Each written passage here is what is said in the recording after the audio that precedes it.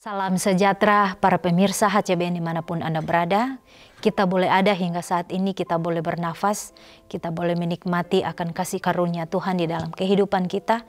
Kita boleh menikmati udara yang segar, bahkan kita boleh melihat saudara-saudara kita, boleh melihat keluarga kita di saat ini yang masih dalam keadaan sehat. Itu semua karena kasih dan kemurahan Tuhan. Sehingga saya mau mengajak saudara-saudaraku yang terkasih, sebelum kita akan mengawali segala aktivitas kita yang Tuhan boleh percayakan, mari kita memberi beberapa menit ke depan untuk mendengarkan perenungan kebenaran Tuhan di saat ini melalui buku yang dituliskan oleh hamba Tuhan dalam buku Yesus Nama di Atas Segala Nama.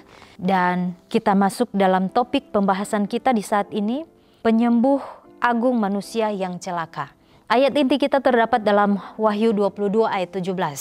Di sana dikatakan, roh dan pengantin perempuan itu berkata, marilah, dan barang siapa yang mendengarnya, hendaklah ia berkata, marilah. Dan barang siapa yang haus, hendaklah ia datang, dan barang siapa yang mau, hendaklah ia mengambil air kehidupan dengan cuma-cuma. Mari kita ikuti keterangannya. Aku, Yesus, telah mengutus malaikatku untuk memberi kesaksian tentang semuanya ini kepadamu bagi jemaat-jemaat. Aku adalah Tunas, yaitu keturunan Daud, bintang timur yang gilang gemilang. Roh dan pengantin perempuan itu berkata, marilah, dan barang siapa yang mendengarnya, hendaklah ia berkata, marilah. Dan barang siapa yang haus, hendaklah ia datang, dan barang siapa yang mau, hendaklah ia mengambil air kehidupan dengan cuma-cuma. Wahyu 22 ayat 16 sampai 17.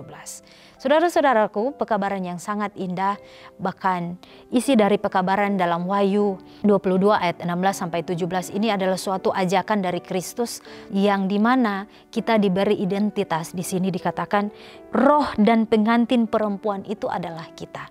Kita adalah sebagai gereja, kita adalah sebagai Ka'bah Allah, di mana tempat Roh Kudus Tuhan bersemayam di dalam hati dan pikiran kita.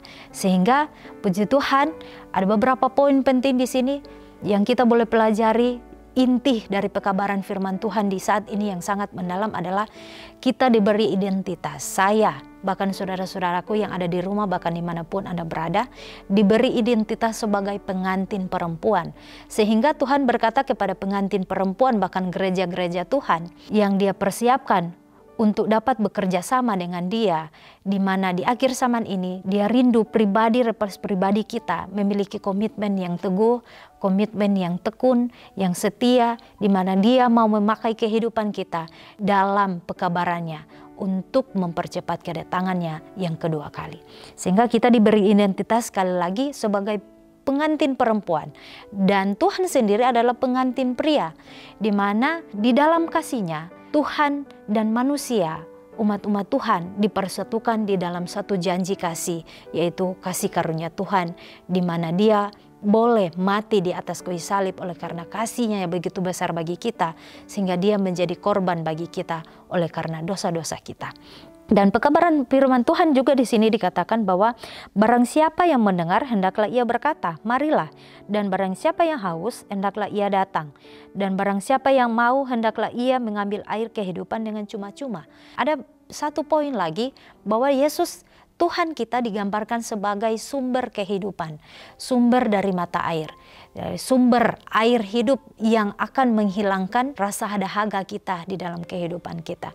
Mungkin secara pengertian di dalam firman Tuhan di saat ini dikatakan adalah mengambil air kehidupan dengan cuma-cuma, artinya adalah air kehidupan itu adalah firman Tuhan itu sendiri. Ya, Tuhan itu sendiri yang menjadi sumber dari dahaga kita, untuk menghilangkan dahaga pastinya dari rasa haus akan kebenaran Tuhan. Bahkan Dia yang akan menuntun kita kepada air yang tenang. Dalam firman Tuhan dikatakan Tuhan adalah gembala yang baik, sehingga di mana setiap umat-umat Tuhan yang rindu menjadikan Tuhan itu sebagai gembalanya, pasti Dia tidak akan membimbing kita ke jalan yang salah. Dia pasti akan membimbing kita ke jalan yang benar dan menuntun kita kepada keselamatan. Sehingga pekabaran firman Tuhan juga di sini dikatakan, inilah pekerjaanmu, menuntun jiwa-jiwa ke sumber air kehidupan, Semua yang memiliki kebenaran di dalam hati mereka sebagai asas hidup yang mempengaruhi setiap aspek kehidupan akan memiliki kesaksian hidup untuk diberikan kepada mereka yang berada dalam kegelapan kesalahan. Puji syukur kepada Tuhan, ada Roh Kudus yang selalu membimbing kita ke dalam seluruh kebenaran. Tetapi itu untuk dibagikan, bukan berhenti kepada kita. Roh Kudus yang akan membimbing kita ke dalam seluruh kebenaran harus diberitahukan kepada orang lain dan kemudian akan membimbing mereka pula. Firman itu, firman yang berharga, harus dimakan sebagai tubuh dari anak Allah. Biarlah tidak ada kesaksian yang lemah, lesu, dan mengantuk. Jadi pekabaran firman Tuhan sangat berkaitan, saudara-saudaraku. Dalam penjelasan di sini, di sana dikatakan ketika kita pun Tuhan bimbing, mungkin di masa lalu kita terikat oleh karena dosa-dosa masa lalu kita, kehidupan yang tidak layak bagi Tuhan sebenarnya, kehidupan yang begitu banyak dosa dan kesalahan yang kita telah perbuat. Tetapi kalau kita mau hati kita itu ada kerinduan yang sedikit saja, ada kerinduan, Tuhan akan mengutus Roh Kudus-Nya untuk membawa kita, menarik kita dalam lumpur dosa kita, akan menarik kita dari masa lalu kita, akan memenangkan kehidupan kita. Sehingga ketika dalam proses kemenangan ini Tuhan bawa kita, ada kesaksian-kesaksian hidup yang dimana kita akan menceritakan bagaimana kebesaran Tuhan, bagaimana kuasa Tuhan dapat menyelamatkan kita, dapat menarik kita dari lumpur dosa itu. Sehingga di sini dikatakan bukan hanya kita yang akan menerima kesaksian itu atau kebenaran Tuhan itu, tetapi di sini dikatakan inilah pekerjaanmu, menuntun jiwa-jiwa ke sumber air hidup. Jadi merupakan suatu pekerjaan kita tentunya dari setiap masing-masing pribadi kita ketika Tuhan telah menyelamatkan kita dari lumpur dosa, dari masa lalu kita yang suram. Tetapi ketika kita menerima Kristus sebagai juru selamat kita secara pribadi, hal itu tentunya bukan hanya menjadi harta kesayangan kita sendiri, tetapi di sana dikatakan Tuhan memberi tanggung jawab jiwa pada masing-masing kita, tentunya di dalam keluarga, di tempat kerja, di ladang, dimanapun Tuhan percayakan orang-orang yang ada di sekitar kita, bahkan orang-orang yang ada di dalam keluarga kita, di dalam gereja pun. Tentunya itu menjadi kuk bagi kita, kuk jiwa yang Tuhan tetap mau berikan bagi kita agar kita memiliki tanggung jawab besar bagi jiwa-jiwa yang Tuhan percayakan di sekitar kita. Sehingga dikatakan sekali lagi, inilah pekerjaanmu menuntun jiwa-jiwa ke sumber air hidup. Ya, sumber air hidup itu adalah Tuhan kita. Tidak ada sumber di atas segala sumber mata air di atas dunia ini yang dapat menghilangkan rasa haus kita akan kebenaran Tuhan. Sehingga di dalam proses kehidupan kita, kita akan menemukan Kristus di dalam setiap kesaksian kehidupan kita. Kita akan menemukan Kristus kepada orang-orang yang ada di sekitar kita. Kita akan menemukan Kristus di setiap pekerjaan yang Tuhan boleh percayakan kepada kita.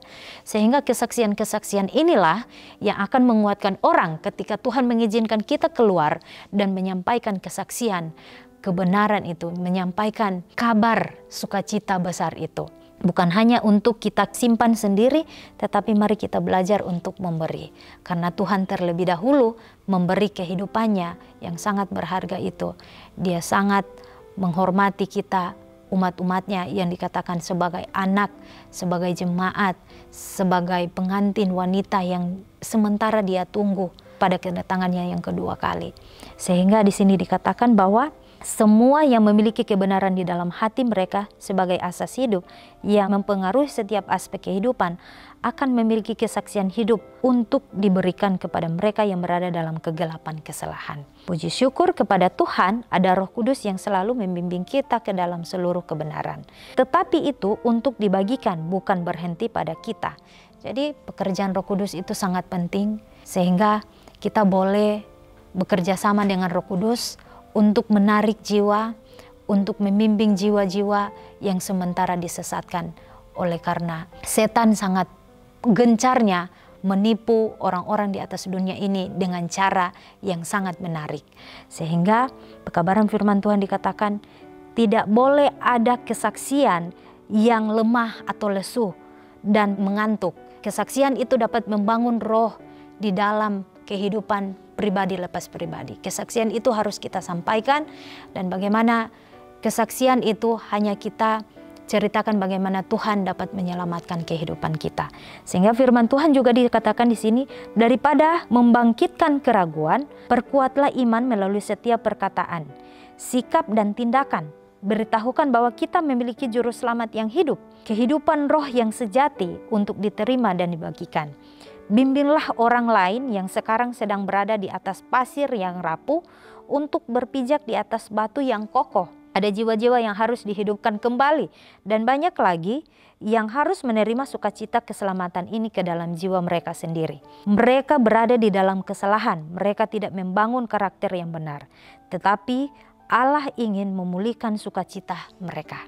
Bahkan sukacita yang diurapinya akan memberikan efisiensi dan kebahagiaan serta jaminan yang suci, suatu kesaksian yang hidup.